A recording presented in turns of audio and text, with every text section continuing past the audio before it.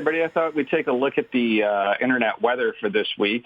There's a couple of there's one weird mystery we're going to take a look at, and then everything else is pretty normal, not much change from what we've seen in the past. So to start off, we have the most probe ports. This is where we've seen the most scanning overall, irrespective of how many devices are involved in the scanning.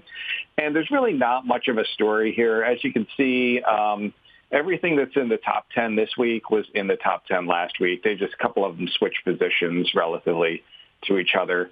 Some of the ones that we see here are ones we see typically. So you've got your HTTPS, you've got your Telnet as well. A lot of IoT devices still scanning on the Telnet port. Your Microsoft SQL Server, the server message block, SMB port, which we talked about in the story that I covered earlier. And we're going to take a closer look at that as well. Also SSH, the remote desktop protocol port on 3389. The 81 TCP is probably related to either alternate HTTP or there is a go-ahead web server vulnerability that runs on this port frequently, so that might be related to that. And then you've got your web, and then the 5555 TCP is typically the Android debugger service, although there are some other TR69 type services running on that port that we also see targeted on this port as well. The more interesting stuff lies in where we see the most sources probing. So I thought we'd take a closer look at 445 TCP. I have that one highlighted. It's number one this week. It was number one last week. It's probably been number one for several years now because of things like WannaCry and other malware and worms that spread over the SMB port vulnerabilities. Still been going on. There's a lot of other pieces of malware that target port 445, as well as the new vulnerability that's out there that we just talked about. The other thing that's a little interesting, and this is my mystery that we're going to delve into a little bit more, is port 27032 UDP. That jumped up 40 positions from where it had been previously, so it was way below the fold. We had never really seen it or reported on it that I'm aware of. So this is one we're going to take a closer look at as well. And some of these other ones we already discussed on the previous page, so nothing unusual or new to report there. So first off, let's go take a look at 445 TCP. This is a 5-year chart, and I thought this might be worth looking into because of the recent vulnerability that's been reported, which is CVE 2020-0796. Oh, and I do have the vulnerability that I forgot on the previous slide, which is the Eternal Blue exploit that WannaCry was using to spread. That was CVE 2017-0144. And you can see back here around the 2017 timeframe, that's where the scanning activity in terms of number of scans has really ramped up. And it's stayed pretty high. It's gone down a little bit over the couple of years since then, but it still remained, relatively high as compared to the noise floor that we had seen, back in the 2015, 2016 timeframe. So, I thought maybe it'd be worthwhile to check out, are we seeing an increased scanning on this port now that CVE 2020-0796 is a new vulnerability, notably for Windows 10, that's out there. So I took a closer look just at 4 weeks and to see if there's any real big changes. And you could see, you have your Monday through Friday kind of patterns in here, and then the weekends are dipping down. But this is the, past week here on the right-hand side, and no real major changes. In fact, it may be even slightly less than we had seen the previous weeks. But no, marked change in the amount of scanning that we're seeing on this port. But that might be something that, we want to keep an eye on as we go forward here to see if that pattern changes, as attackers start reverse engineering the patch, maybe finding new ways to exploit it, et cetera. So that would be one to keep an eye on, as the months go on here. So then the one that I thought was most interesting this week is that we had that, sharp jump in port 27032 UDP. And I didn't really have a good way to explain this. I still don't, but at least I know what it is. So we'll talk about that. When I first pulled this slide up, I said, 27032 UDP, that is kind of up in the range that's frequently used by gaming for Valve or Steam. They're usually in that 27015 through 270 something.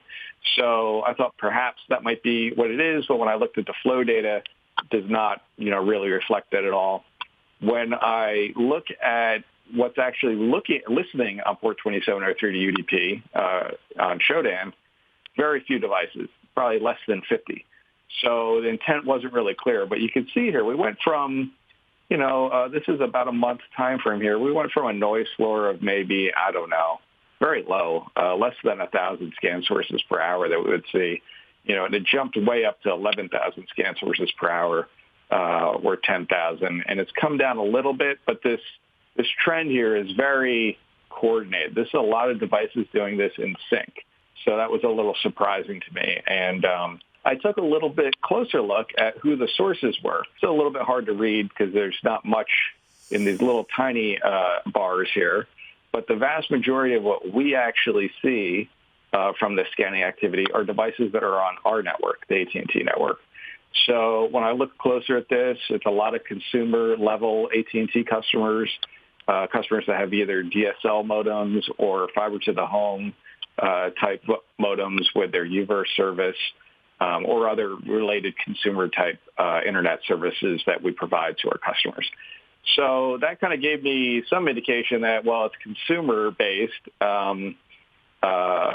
but when I looked at these devices, it doesn't seem to me that there's anything specific about those types of devices that would indicate that there's some kind of compromise there or anything like that. So then I decided to look in our honeypot. In our honeypot data, we could see that it's a very similar trend line. We had pretty much nothing in terms of scanning on this 2703 UDP, 032 UDP. And then it sharply rose, and it's kind of come down a little bit. So it's a very similar trend line to what we had seen in the other chart that I had showed you, which is our entire AT&T backbone telemetry collection.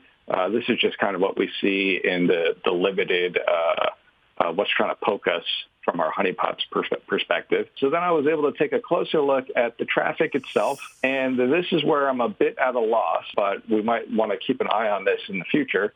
So when I actually looked at all of this traffic, it was very clear to me that it's all BitTorrent distributed hash table queries. So that is 100% the protocol, but why we have so many devices all at once doing DHT-type requests out to the internet at the same time is confusing. I don't really have an answer for that. I just report the news. I don't necessarily interpret it all. In any event, there a game or something? I don't know, John. I mean, a lot of that stuff's gaming related. You wonder if there wasn't somebody trying to find a pirated copy of some game or whatever. A bunch of people. Maybe, but no, I wouldn't. I typically wouldn't ascribe that to, BitTorrent type traffic. So it's a little strange. I did look at, when you see these requests, these distributed hash table queries, it will pass an info hash, which is what they're looking for. And it was all over the map. It wasn't any one single thing that was being, looked for in terms of the info hashes. So I don't know. I'm shrugging my shoulders on this one, other than say, well, this maybe something will become clearer as the weeks go on as to what this is all about.